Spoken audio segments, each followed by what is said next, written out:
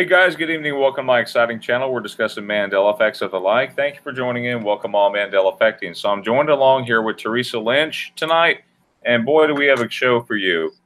We're talking about some of the latest effects that have hit the ground floor running, and we have them right here for you. Happy October 1st, by the way. We made it through September. It's been a long month, seriously. But yeah, we're glad to see everybody back. We'll do the regular Friday show, and occasionally we do Monday shows as well. So this one's going to be a little bit more informative. We hope that you enjoy it. So anyway, here we go. So right off the bat, the first Emmy we're going to be talking about tonight is Hollywood Walk of Fame. Do you guys remember these stars being gold or pink? What do you remember? Because guess what? Right, Theresa? They're pink now. Yeah, I actually have a little information about it. If you want yeah, to sure. read a little bit about it. You want to give it the spiel a little bit while I share the pictures? Yes. So the Hollywood Walk of Fame, 1957, the Hollywood Chamber of Commerce, they spearheaded a glamorization program for the Hollywood Boulevard in 1956, and one of the major plans was to create an area called Pay Tribute to the artist who made Hollywood famous, and the plan called for terrazzo stars to be embedded in the sidewalks of the boulevard and some side streets. And the first people who got the stars in the Hollywood Walk of Fame was, you probably never heard of them, there were actually 1958, they were placed on the corner of the northwest corner of Hollywood Boulevard and Highland Avenue. They were installed months prior to the opening of the 12-story First Federal Savings of Hollywood building in January 1959. The first artists who got these stars were Preston Foster, Joanne Woodward, Ernest Torrance, Olive Borden, Edward Sedgwick, Louis Fazenda, Donald Clinton, and Burt Lancaster, which is the only one that I recognize the name. So they were the ones who received the first stars. Yeah. I think it's kind of cool. Yeah, I'm looking at one right now with. If you remember correctly, back then they actually put handprints in them as well. You remember the handprints, and they got cement all over their hands? I don't know what happened to that. I remember all the handprints too. Don't you, Ryan? I kind of do too, and I'm not sure what this is here. It's some. It looks to be like the words are in gold, and there's a gold object right here, like a round circle with something in the middle. I'm not sure what that is, but yeah, the star is pink. It looks pink from. I don't know. I remember them being gold. Pink and look at some of the residue that I sent you. I know. I'm looking at the residue right now. This picture. Look at the one with David Bowie. Does that one look gold? The David Bowie one? Well, actually, the David Bowie one looks pink. Now that you look, I mean, when you look at it close. Oh man, don't tell me it changed. It's pink. It's like a light pink color, and this is gold right there. It was gold when I looked at it. These are still gold. You got the Hollywood Walk of Fame. It was gold. Okay, so now we know what that little thing in the center is. It's a video camera with the tripod. That's what that is. But yeah, if you look at these brownies, folks, notice how the star is gold. Hollywood Walk of Fame cookies. And there's handprints, gold stars, Hollywood Walk of Fame. And let me see that again. Yeah. Okay. I just see that again. Okay, now here's, what is this here? Is this like a wedding or something like that? Or what? Some kind of red carpet thing? I got a little bit more information about that. Can I read just a teeny bit more? See the gold stars? Yeah. Okay. Good. So the Walk of Fame streetlights in 1958, a new street lighting system was installed to illuminate the stars on Hollywood Boulevard from left to right. And then they showed pictures of the Hollywood stars with the lights that were showing down on the stars. So back then, in the 50s, they actually had lights illuminating the stars to make them stand out. I don't know what they use now, but back then they had special lights made when these first came out. I did not know that. Did you, Brian? No, I didn't know that either. But here's a gold star right here. 1958. Yep. I thought that was kind of interesting. I've been finding out this information.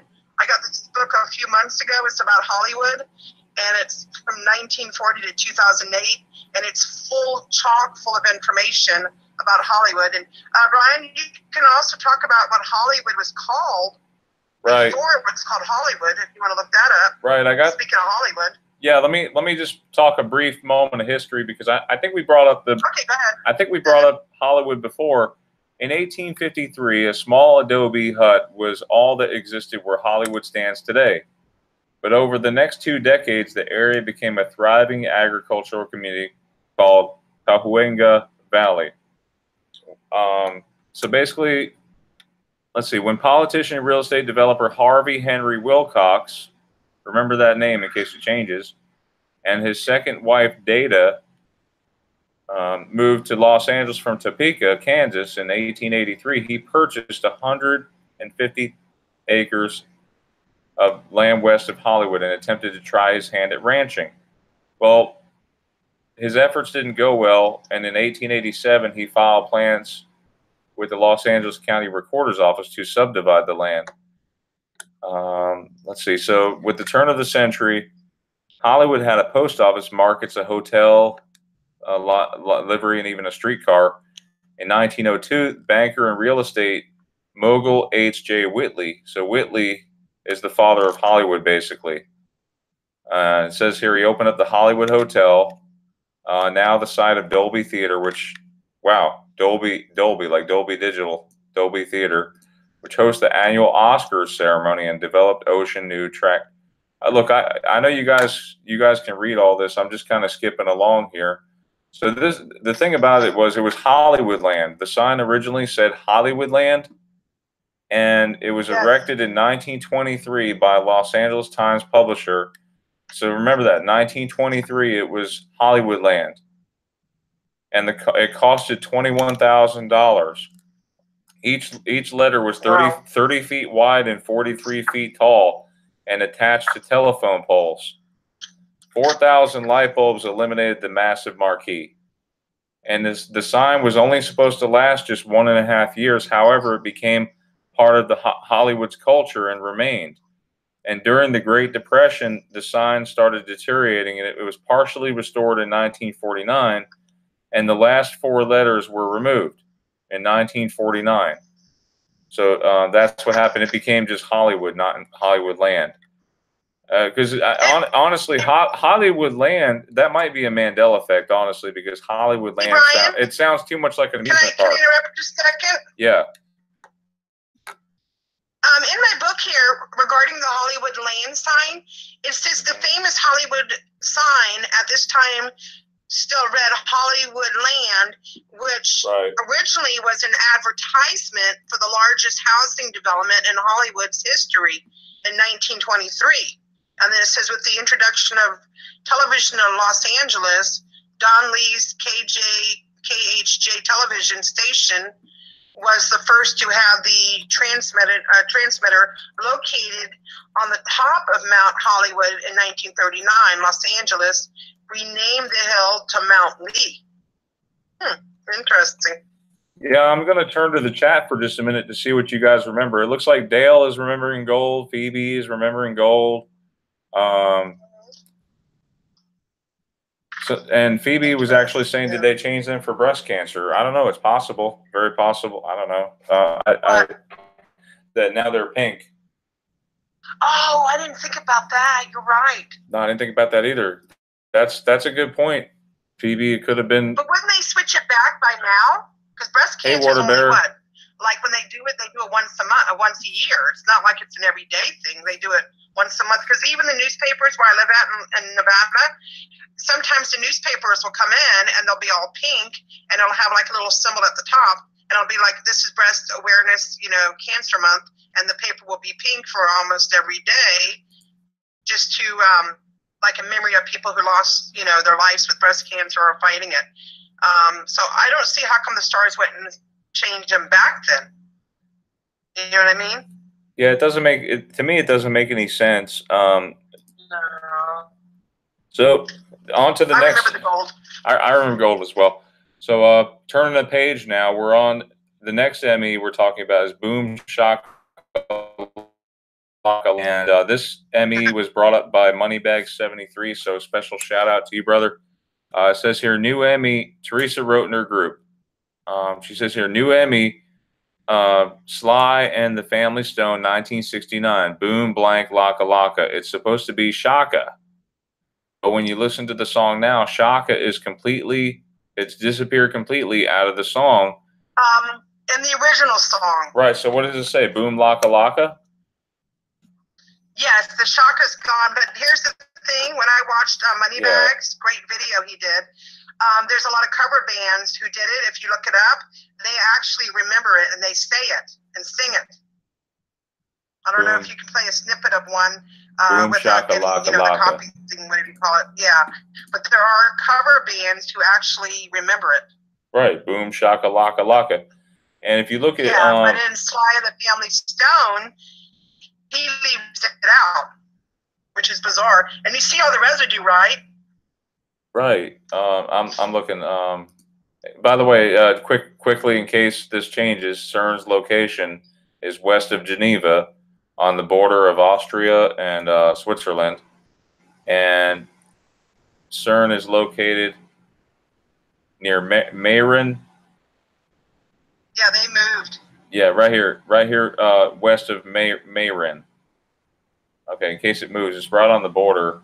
Well, it's not exactly on the border, but you know, here's the border, and here's CERN. All right. So yeah, here's this effect. Boom, shakalaka, laka, and Moneybags did this video. Now his videos are kind of like mine, where you kind of vote on it, and his was voting video 294. 293 thumbs up, only 10 down. So everybody's remembering Boom Shaka Laka Laka. Let's see if we have the clip here of the song, where it's at. And thumb it down, it's always been Boom Lock member. Let's see. Let's see what we get, everybody.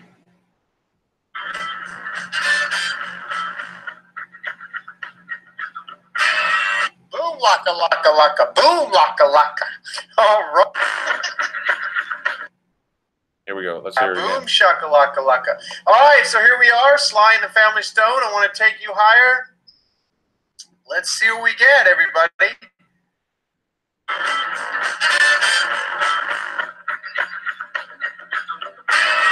Boom. All right, I'm gonna have to find that video. So Sly and the Family Stone. Yes. I'm gonna find it. I want to hear it myself. Boom Shaka Laka Laka. Yeah. Yeah, the Shaka's gone.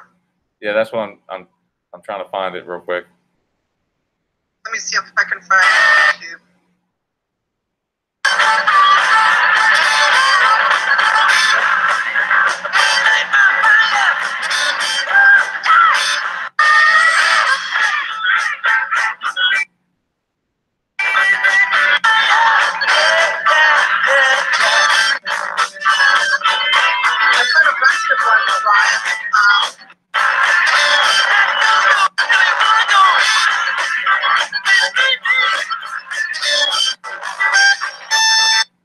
Gosh, I'm trying not to get a copyright here. Well, you guys just listen to the song and see if you could find it. I'm trying to find you one. Yeah. Oh, here it is, Brian. I found it. Okay. It's called "I Want to Take You Higher," right? Right. That's the name of it. I found it. Here, I'll send it right to you. There we go. Boom shakalaka laka. I just want to find like a short clip where they say it. Here. Let's see if this helps you. There we go. That's some Sony music. See if that's fine. Okay, let me see. Give me a second, guys. Let me look at this new residue. Did that help? No, that's the one when he actually doesn't say it. Oh, really? Yeah. Yeah, if you play it, you'll notice that. What's Let me find somebody who's actually... all right, what's the minute marker, roughly?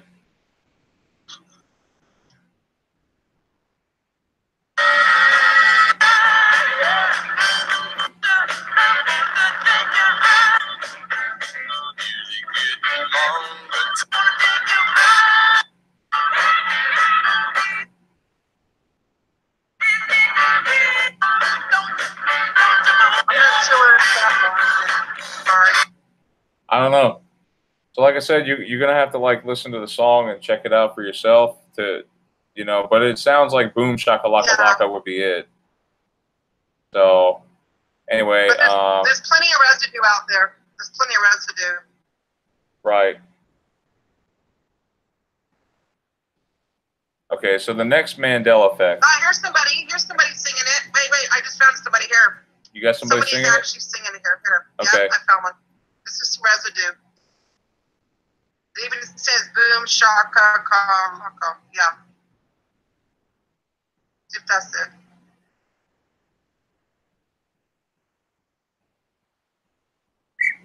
There's plenty, like I said, there's plenty of residue out there. It says boom shakalaka laka right here. Yeah, here's another one.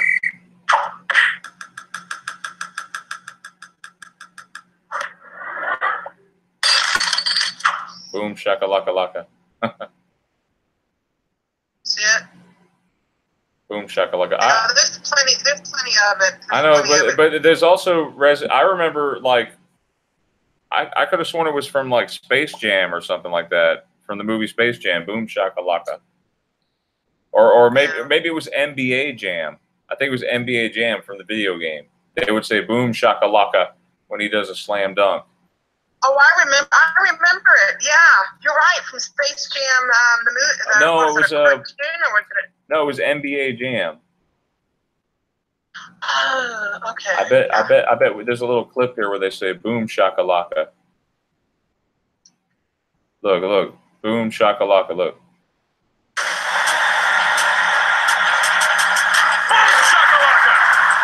There you go. There you go. I told you. There it is, folks. Great time, Brian. Yep, and I used to enjoy breaking the glass on the basketball hoop there. See? Whoa. Okay, so next Mandela effect we're talking about here is Rugrats. Now, this is an interesting. This is some of our youth is Mandela affected. This is Snoopy Leaved Pizza. Okay, who found this? Rugrats Mandela effect. How many of you guys remember his famous saying, baby's got to do what a baby's got to do, right? He always said that, and now he only says it in one episode, right, Theresa? Yep, can you imitate him? That Residue video for the Rugrats. Do you remember what Tommy Pickles, his most famous saying is, his catchphrase is? Think about it. Okay, do you remember? Well, I do, and he said it a lot. This is a kid remembering it. A baby's gotta do what a baby's gotta do. There you go. Look, guys. And I watched it all the time, Brian. I grew up loving the Rugrats. I love them. And I remember them seeing almost every episode. Almost every episode. You know you were a kid in the 90s. This is you shared, so thanks for Pickles. A baby's got to do what a baby's got to do. Yep. What's all this stuff about babies? You know, share the residue, Brian. Share the residue? Yeah, I'm looking at the residue now. I'm sharing it. You remember when we talked about Honey, I Shrunk the Baby and Honey, I Shrunk the Kid? For me, or Honey, I Blew Up the Baby, or Honey, I Blew Up the Kid, something like that.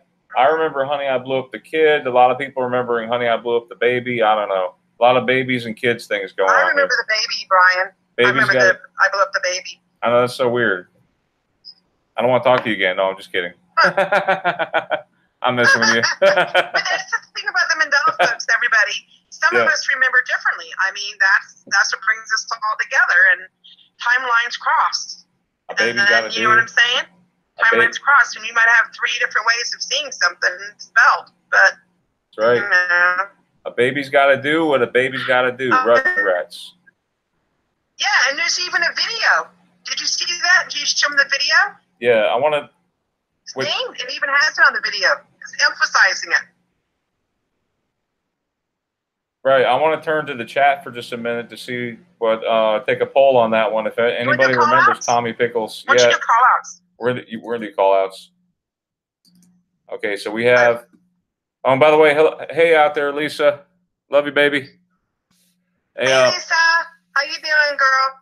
We got Odin Lush says Brian Scarab Performance started his live show just before yours. You guys should really coordinate. Yeah, we're not going to stay on long. No, we're not. Just going over a few in me. Yeah, we're just doing a few. With a lot more, right, Brian? Ninja 981 says you guys want something new or some residue? Yeah, sure, Ninja. Yes, go ahead and send it. You got an email? You can send me a link or something. Yeah, I'll gladly share it. Hey, Chrissy, what's going on, man? Phoebe. Hey, Christy. Yeah, the Mandela effect really makes you think outside the box a little bit, doesn't it? Yeah. You would have noticed a lot of people that have the Mandela effect, we seem to be very creative. Have you noticed that? I've noticed that. Here's something else. You were telling me about this other Mandela effect here about Tom and Jerry, right? And there's this. Yes, Tom and Jerry. Oh my gosh. Well, you know the little devil figure when he's bad, kind of follows him around. What color do you remember the little devil being in your audience? The little mouse. Yeah, Jerry, right? The little mouse is Jerry. I could have sworn it was. What color do you remember the devil being? Mess with Tom and Jerry. I could have sworn Tom and Jerry. This video, by the way, is Ronnie the Rat. If you like him, go ahead and subscribe. Help him get some subscribers. But yeah, he talked about Jerry's devil thing being green now. It used to be red to me. Yeah, look how earlier today I was watching it's like an ugly green color. And I was actually excited she wanted to watch one of the classics instead of Dora the Explorer or Paw Patrol like she normally does. Tom and Jerry were some of the best babysitters I had when I was a kid. I'm sure they kept me from destroying the house on many occasions. Just like all the other cartoons, they had a storyline where I like this guy. He's funny. In an attempt to influence the decisions Tom and Jerry had to make. My question for you is this. Anytime that Jerry had his little devil appear, what color was it? If you're like me, you answered red. Cartoon devils throughout history have always been the same color, red. So it shocked me. After a little bit of now he's green. Yeah. It's ugly. It don't even look right, Brian. No, it don't look right. It doesn't look normal. But there's some residue here. Who shared? Who the heck has a green devil? I don't know, but who shared the residue where it was red? Who found the red one? That was Danny and Allison. Okay, and he's from my group, Reality Residue Hunter. All right, cool. That's he shared that, and I was like, "Oh my gosh, yeah, that was awesome." So it's not very easy to find this residue. I can do a little bit of hunting if I have to, and find a little bit more. And Brian can always show it later on. But yeah, there's not that much residue out there for this. Okay, now we're going to be talking about. Yeah, no, there's just a little bit of residue it seems on a lot of these, but yeah, we're talking about an Indo-Pacific humpback dolphin. What? I know, I found that.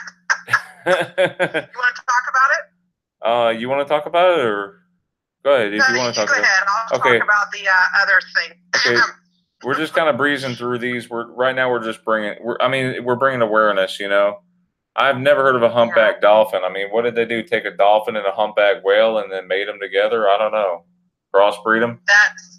That's so weird. Yeah. And they weigh 620 pounds. Wow. Yeah. They're only found like Have near you noticed India. there's been a lot of Mandela effects, Brian, to do with dolphins in Wales lately? Like they're just like the panda dolphin, and they're just missing a lot with the sea life. A lot. Yeah. You know, like the flying stingrays. That's really bizarre. The flying stingrays, they come out of the water. Yep. You know, speaking of flying things, you want to talk about the other flying thing? Well, yeah, we're going to talk about that in a second. We're talking about flying cars, but that's not really a Mandela effect. That's just technology advancing. Flying things. We got flying cars now, and we got flying. What is this creature? Oh my goodness. Yeah. What is that thing? So who found this one? I have no idea. Mark Fewings in my group. He posted it. It's like a baby. It's Not like sure a where I got tiny. it from, though. Yeah. It looks like a tiny octopus, if I could say so. I mean, it looks kind of bizarre looking, like kind of alien looking in a way. It could be an octopus though, or some kind of squid. Yeah.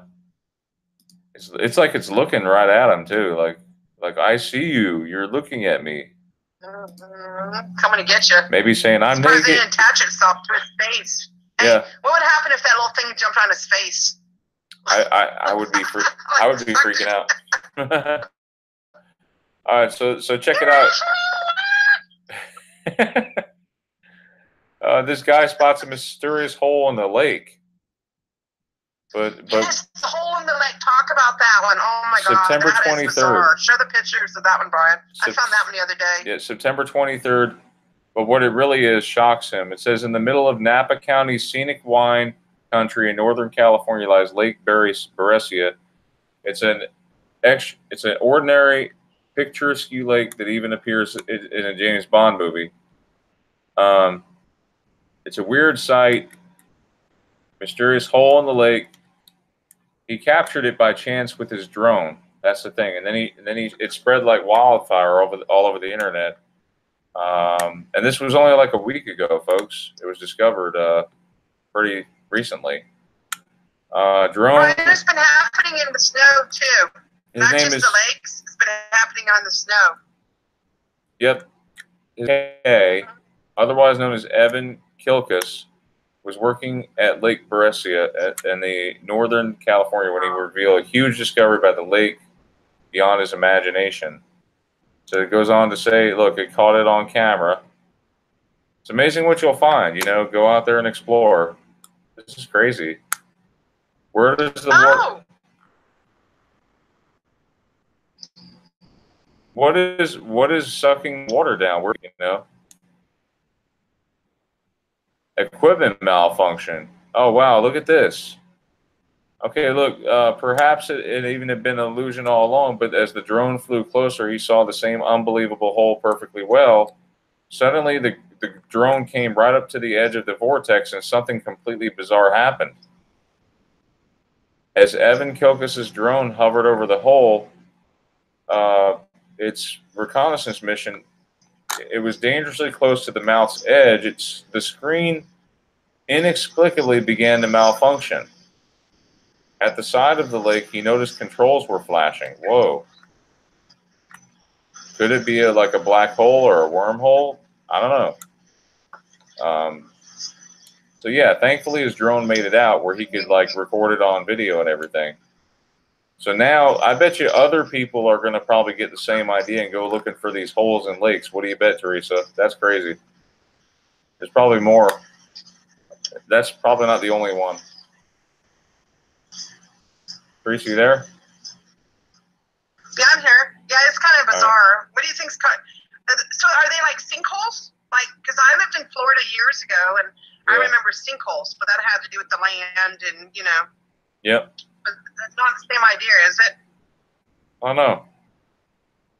I don't think it's a sinkhole because it's something's causing the water to seep through. But anyway, we're talking about cool science. This amazing experiment from the Action Lab makes black fire. I've never seen this before. Bizarre. This is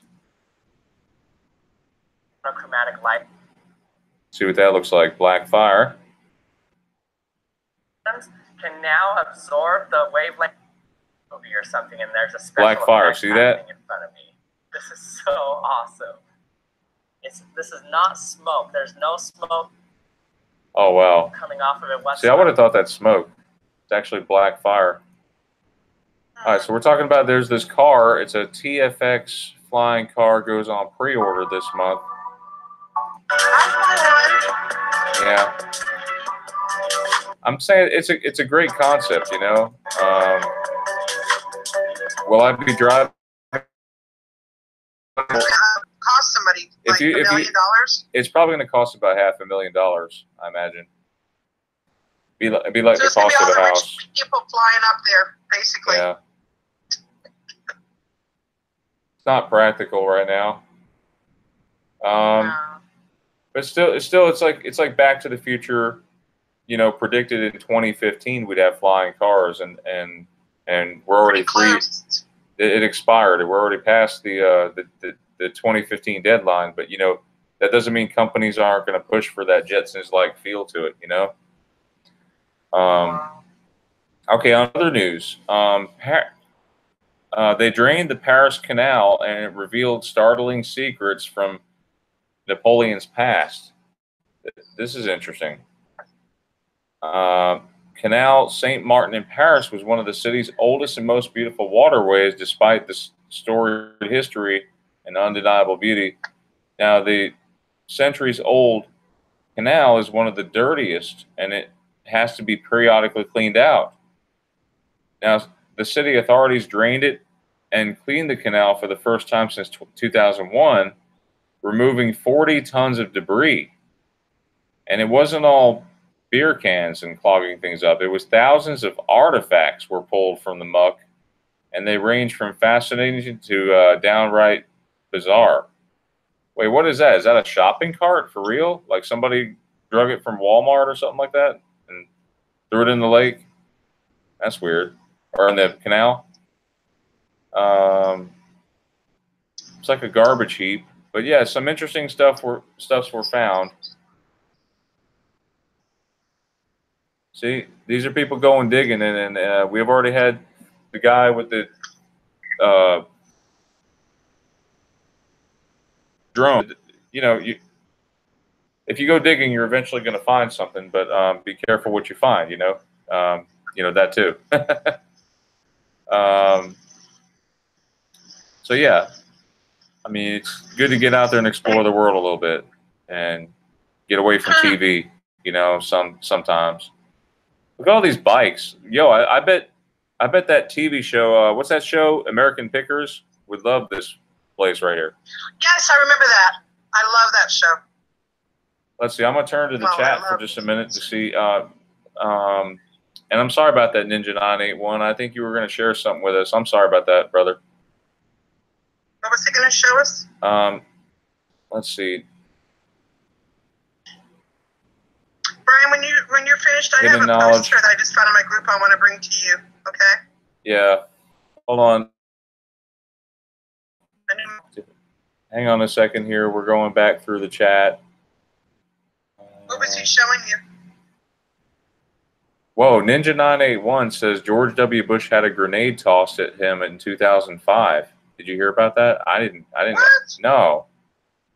I never heard about that. I don't remember that. It seemed like we would have remembered it. Hidden Knowledge says to give credit to Hidden Knowledge for that. All right, we will. Definitely a lot of interesting stuff. So, what were you saying, Theresa? I'm sorry. I'm sorry. I was looking in my Facebook group, and Rich Fistinek. I'm not sure if this was brought up before on your videos, Brian, because you've done so many of them.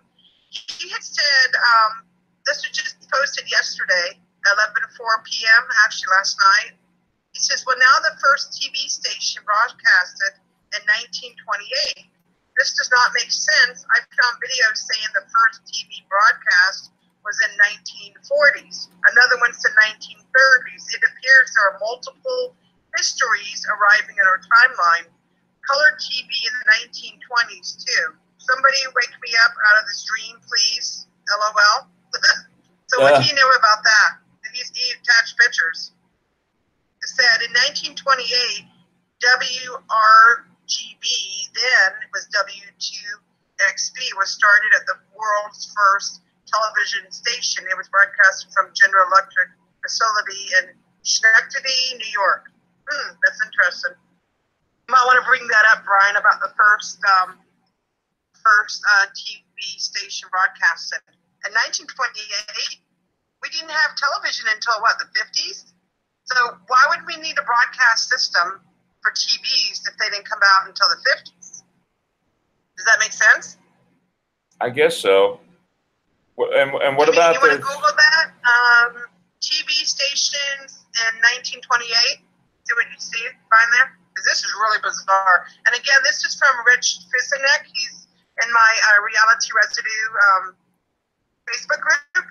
And we have almost 1,500 people now, members. And anyone listening out there, you are more than welcome to join my group. Yeah. And you can post old residue, new residue, and any of your personal Mandela experiences. And we're just one big family, right, Brian? Yeah, we're one big Mandela effect family, and I wanted to hear. Yes. Since you started talking about it. Yeah, so July 2nd, 1928 is the first American TV station begins broadcasting. W3XK was the first commercially licensed television station in the U.S. owned by inventor Charles Francis Jenkins. The company broadcast just outside Washington, D.C. and continued to air radio movies to the general public 5 nights a week until 1932. Now, among Jenkins' hundreds of patents was U.S. patent number, 1 million, gosh, okay, for transmitting pictures by wireless. But so he got the patent on June 30th, 1925.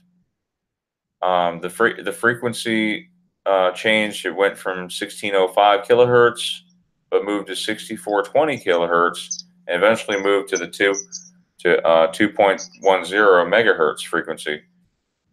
So at first, the station can only send silhouette images. So you can imagine how that's how TV was back then, just kind of silhouette images.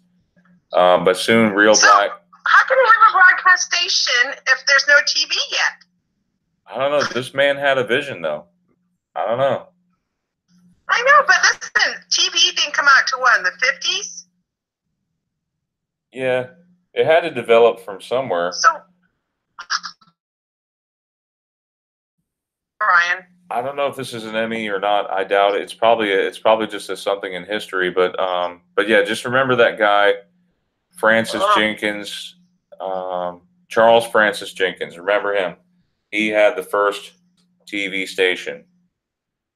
All right, let's see what's next. Okay, blowing smoke up your ass. Oh gosh. Okay. All right, Theresa. This was a little embarrassing, guys. Okay, so you know the old saying, blowing smoke up your ass? Well, guess what? In this reality, it actually was practiced in the 1700s. And it was a general mainstream procedure used to, what was it used for, Theresa? For bringing people, if they thought people had died or they passed out or whatever, it was their way of trying to revive them back to be alive. Oh, gosh. And they even had, and what's even weirder about this is they had these stations, this equipment set up on sides of like rivers and banks where people who were presumed drowned, and if they saw somebody was drowning or they were almost dead, or I guess once you're dead, right, Brian? I don't think there's any way to bring anybody back from the dead unless you want to become a zombie. But but this equipment, I don't know if you want to show pictures of the equipment, Brian, that was used.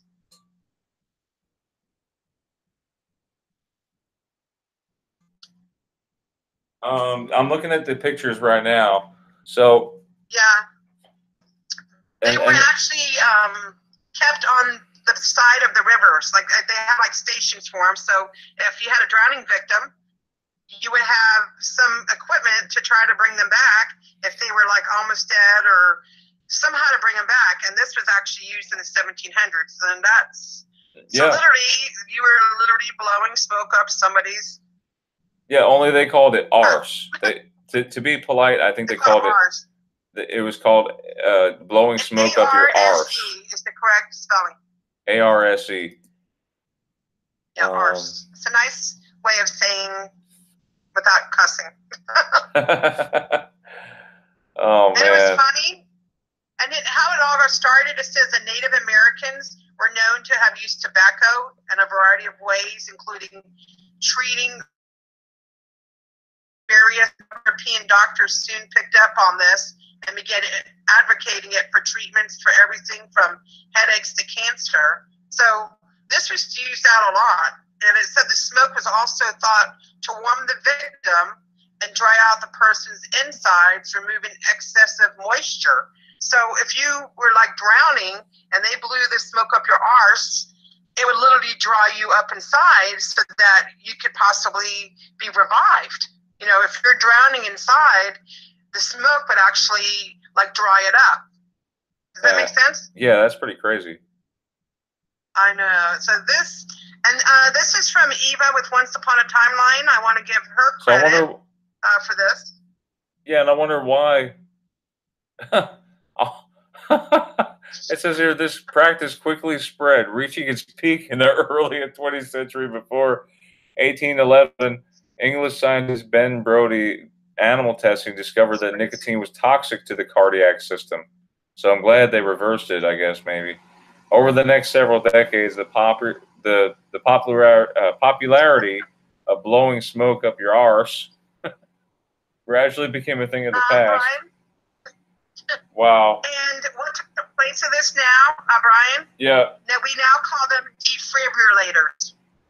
Oh, yeah. And I've noticed when I go to the mall in certain places, they are actually like when I go to like the Meadows Mall here in Las Vegas, they literally have a defibrillator in the middle of the mall in case somebody's having a heart attack. And I looked at it, I was like, oh my God, it's actual medical equipment inside of the mall in the food court. I guess they think you're going to choke on a hamburger or something. They literally have a defibrillator in the middle of a food court.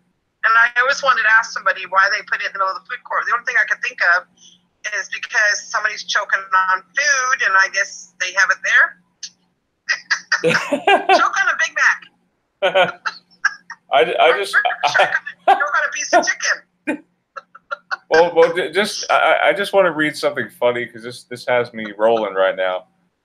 There are records of both Native Americans, such as the Catawba, and the Europeans using tobacco smoke enemas to treat constipated horses. So they would use the tobacco smoke enema to treat constipated animals. Pretty interesting. They did it to animals too? Yeah, they did it to horses, constipated horses. Oh, poor horses. So yeah, definitely research your history and love and appreciate what you have and the people around you. And with that, let me just see if we have any more from the chat. Ninja981, thank you for sharing that grenade incident with Bush. Yes, thank you. That's got to be new. Ninja981, you should join Theresa Lynch's group. You know, anyone else who wants to join, you can check her. You're welcome to join. Yeah. Hey, who we Want got? to say the name of the group again, Brian? Reality Residue Hunter with 3 exclamation marks. Yeah, don't forget the exclamation marks. And I do want to shout out and wish somebody a happy birthday. Yeah, Brian, happy Stavely, birthday. Happy birthday. Happy Not birthday. sure how old you are, but happy birthday, young guy. We should do the happy birthday song. You know the Beatles, they say it's your birthday. Yeah, no. Happy birthday. I do want to mention something that's kind of depressing, but it means a lot to me because I live in Las Vegas. Can I mention it? Yeah, Brian Stavely, by the way. It's Brian Stavely's birthday. Go ahead, Theresa. You can talk for a second. A lot of people, 1 year ago today, this was nationwide news, and it was pretty much all over the world. And Brian, you remember that day it happened.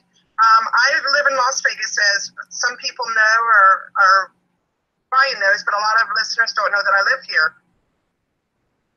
We had 1 year ago today, this night, there was a massive shooting at a concert across the Mandela Bay and the Luxor on the Strip.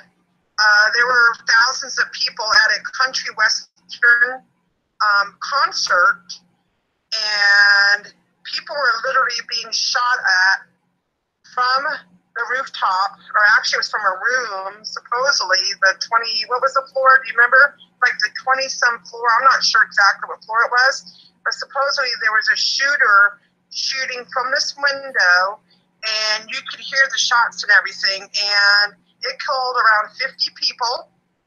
A lot of people were rushed to the hospital. People were running for their lives. People were hurt. I have a friend at work. She's like a coworker. Her sister was there with two friends, and two of the friends, one of them got hurt, and the other friend died and got shot at. This was 1 year ago today, and I just want to maybe pause for a moment for just silence of memory. Is that okay, Brian? For the 1 year anniversary today? Yeah.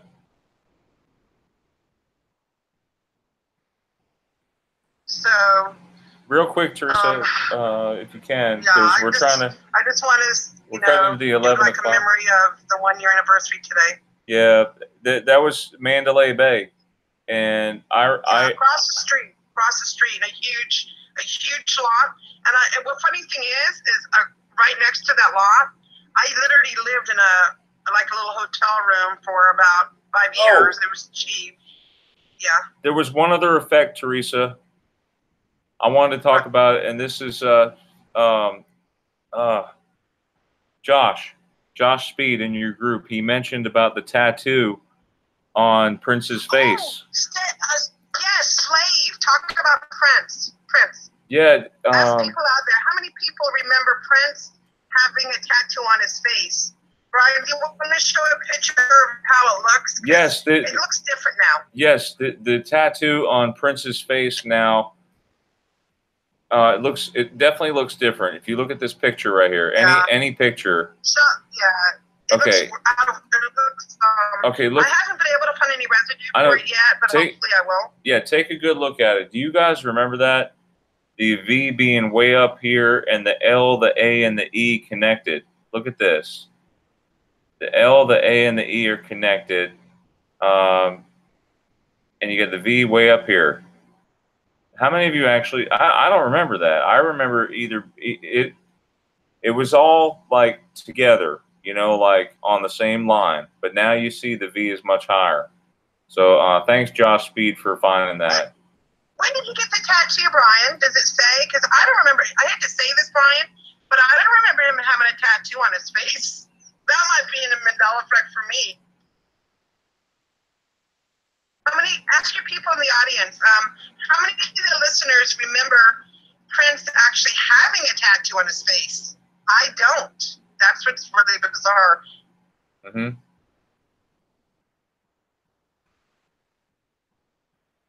I don't know. They remember it here. Jeannie Presswood said no tattoo. Platti Jameson. Yeah, see, I agree with you guys. I don't remember any tattoos on his face at all. And I don't know how. You remember tattoo on his face, Brian? Right. I don't remember a tattoo. I don't remember it. It just doesn't make sense to me. I could have sworn it was like. Everybody's saying no tat. Everybody's saying no tat.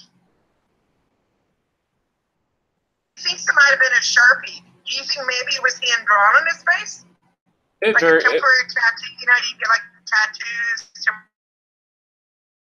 One thing. It very well could have been.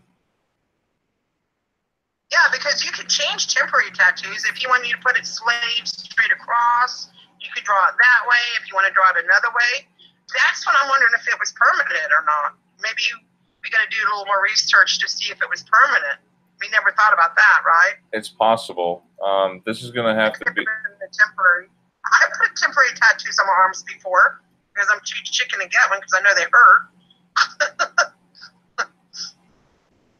That's weird. And you know all about tattoos, right, Brian? Once they're there, they're there. Yeah, they stick. I'm trying to find more proof for it. That's another way you can find residue, everyone. A lot of times residue can be found in tattoos, which is another place when I'm doing my residue hunting. I look at tattoos a lot, and I've been finding a lot of residue in tattoos. If I find residue, just giving you guys a little hints out there.